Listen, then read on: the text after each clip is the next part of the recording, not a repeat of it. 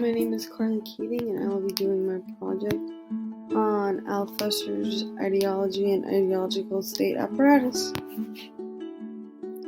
We see that the ideological state apparatus, also known as ISA, is defined as a certain number of realities which present themselves to the immediate observer in a form of distinct and specialized institutions. As we know, there are many different ISAs, and this is a private domain rather than being a public domain, which can be referred to as a repressive state apparatus.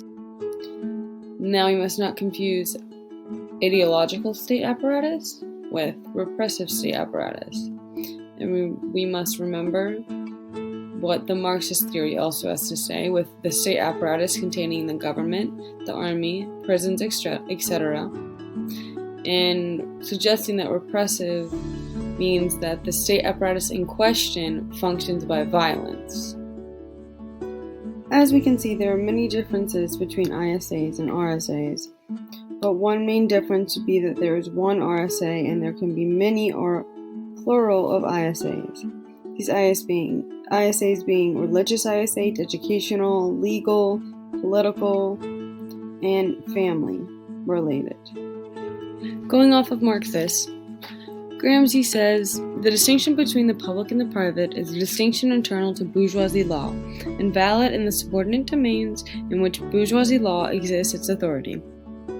Althusser goes on to say, whether repressive or ideological functions, both by violence and ideology, but the best way to distinguish between these two is repressive state apparatus is by repression.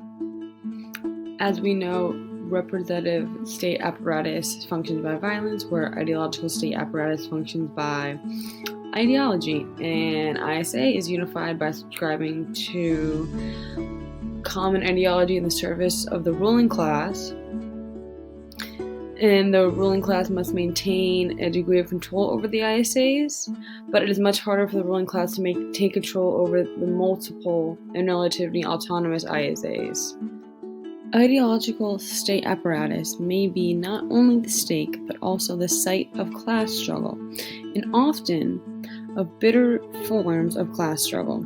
The class in power cannot lay down the law in the ISA as easily as it can in the RSA, not only because the former ruling class are able to return strong positions there for a long time, but also because the resistance of the exploited cases is able to find means. As we can see, Althusser didn't want to disagree with Marxists, but wanted to branch off of it, and goes in detail about ISA and RSAs and the differences about the two. Again, a main one being that there is only one RSA and there are many ISAs. Again, this could be religious, political, educational, family related, anything. Thank you.